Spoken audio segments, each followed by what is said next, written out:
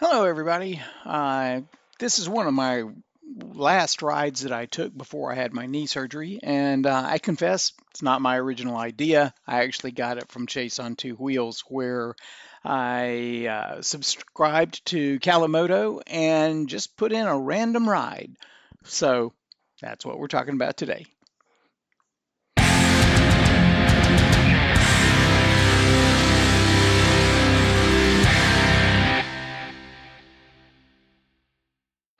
Hi, everybody. Welcome back to Bike Like a Dog.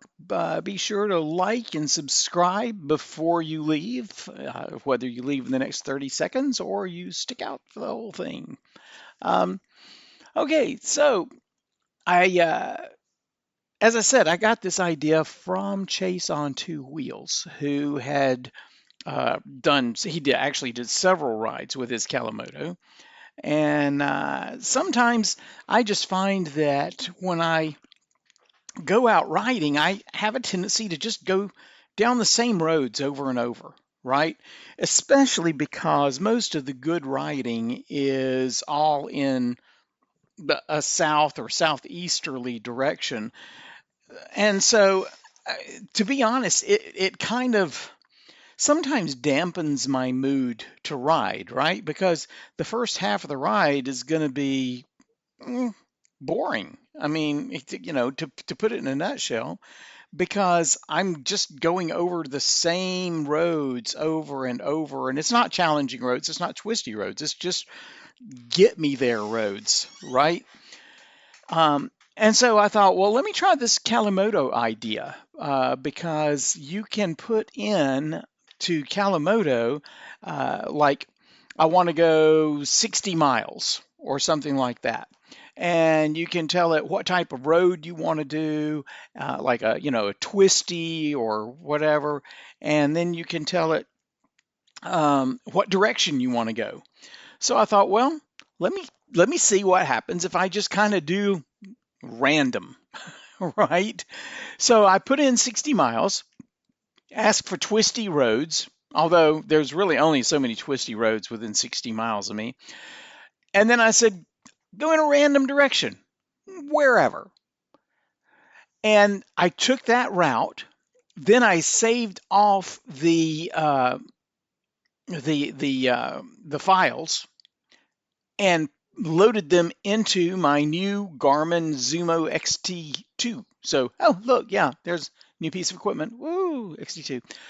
Um, so this was giving me a chance to kind of try out not just Calimoto, but also try out my Garmin because I haven't really used it. When we went to South Dakota, it came in like 2 days before we left, and I just didn't have a chance to get it all set up. Just a little bit more about that setup. I have it run into my Thunderbox on the bike, so it doesn't power up until I start the bike. So if you want to know more about that, you can go back and watch one of my videos about when I added the Thunderbox to the Ibex. Anyway, um, so we started ride. I just started riding off in this, following the directions, right? And it took me down some of the roads that were familiar. What was, I think, one of the things I found most interesting is that uh, it brought me back on some roads that I have only used before going outbound. For example, it might be a road that was part of the West Georgia Adventure Loop that VMan 1313 puts out. Link in the description. Um, which I always take in a counterclockwise direction, right? Um, and in this case, it had me coming back on those roads in the opposite direction, and I was kind of like, this looks kind of familiar, but it's completely different. And so in a way, it refreshed those roads for me, right? Where instead of being a road that I'd travel down, 8, 10, 12 times, suddenly I was seeing the thing from a completely new perspective. as I rode along, and that was pretty cool. I really liked that. Now, of course, this is all pavement. It had been raining a good bit when I was trying to do this ride. It had been raining continuously a good bit. And as I've said before, my tires on the Ibex, I'm still on the OEM tires, and they do really well on pavement, wet or dry, and they do pretty good on dry gravel roads and stuff like that. But for sand or mud, the really more challenging surfaces, no, that is definitely not them. These are more of a 80% road, 20% off road, or maybe you could call it a 70-30. I don't think it's even a 60-40, right? And no matter what they say about these tires on that come on the thing, but they've been fine. I mean, for the riding that I do and everything, I'm just careful and I don't go into those challenging surfaces. And this day was an example of that. If I thought that there might be some muddy areas that would be a little greasy for those tires, so I decided to just stay on the streets.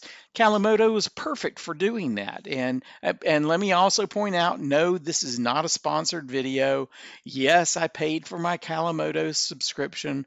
Yes, they don't know I'm doing it.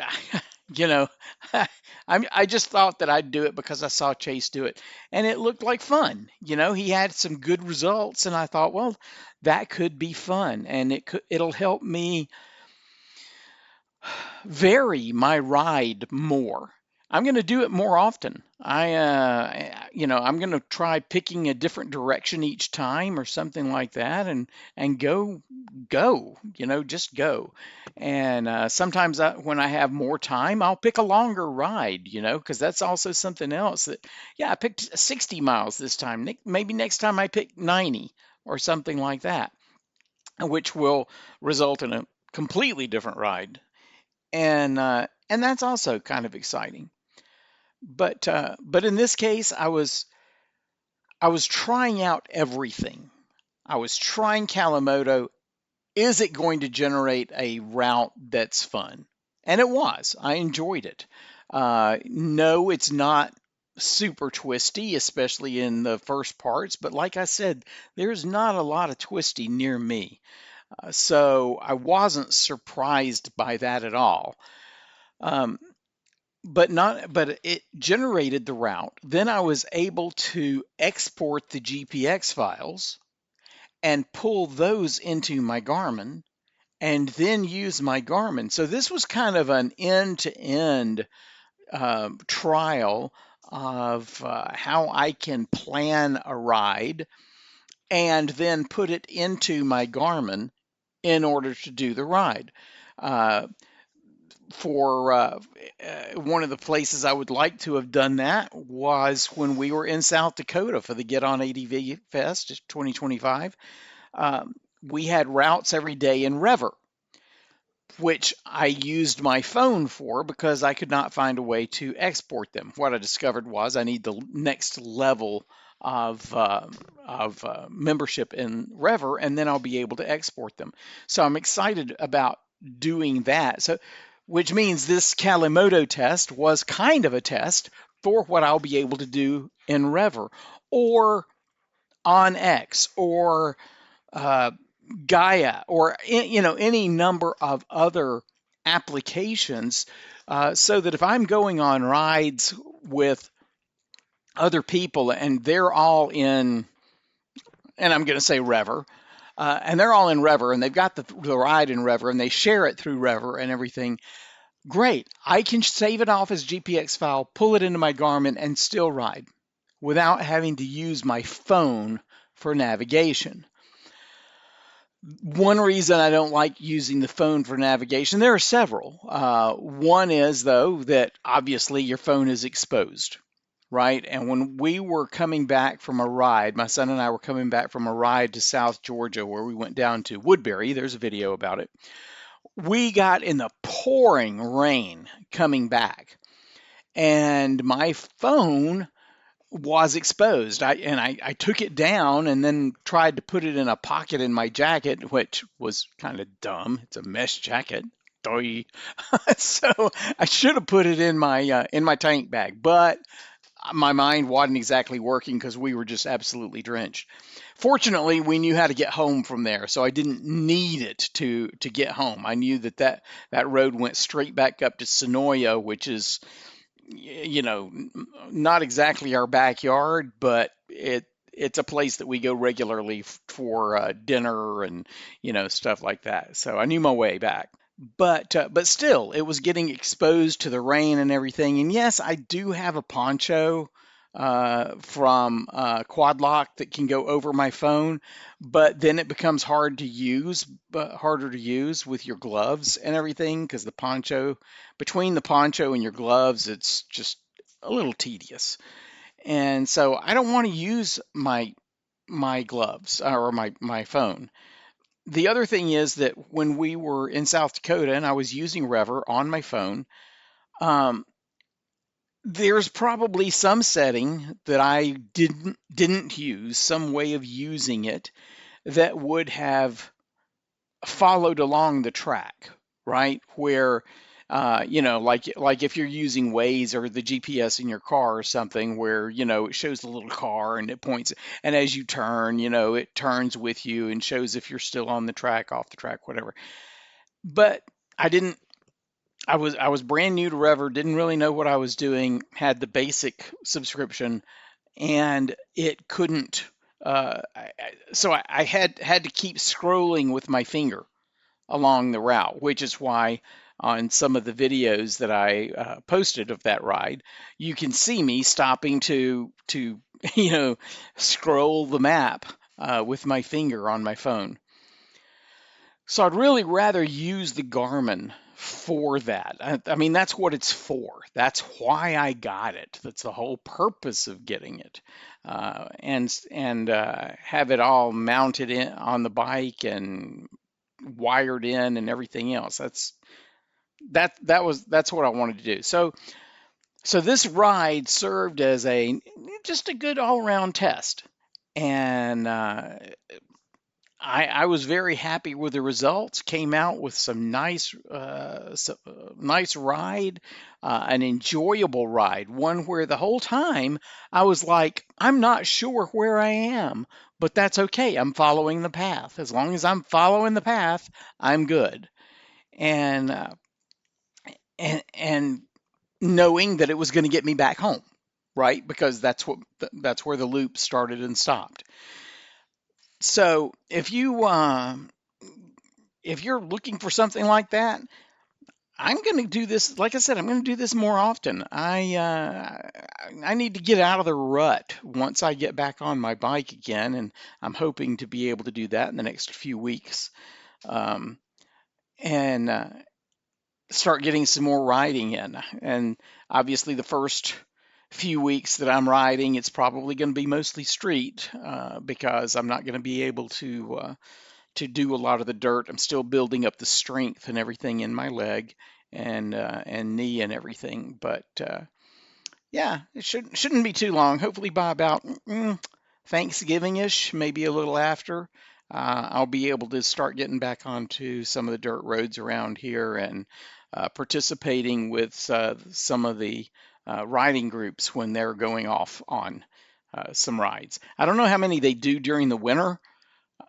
I mean, we do live in Georgia, and so it's warm enough to do rides during the winter, as long as you're not going up to elevation. And that's, of course, one of the things. If you go to the North Georgia mountains, you're going to be in elevations. Not to mention the fact that we're going to get a little more rain in the winter than during the summer or even spring, for that matter. But anyway, I wanted to share this with you today, though, and let you know, yeah, my knee's coming along. I went to the doctor today. It's been 6 weeks since my surgery, and it's coming along. They said that I can play golf now, which is really exciting because I've never played golf before. Yeah, that's a joke. Anyway, but he did clear me. I'm not on a cane anymore. He's cleared me to do basically any kind of exercise I want to do in order to increase the strength in my leg. So I'm looking forward to hitting the local gym tomorrow and kind of doing some nice strength training. Um, Other than that, I guess that's about it this time.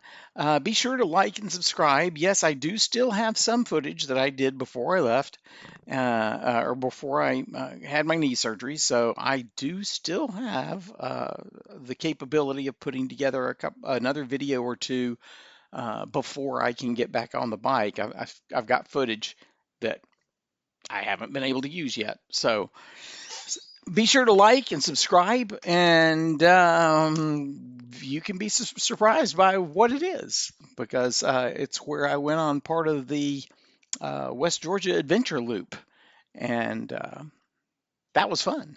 That was fun. All right, y'all. Take it easy. Keep your wheels down. Keep your spirits up, and we will see you next time. So long.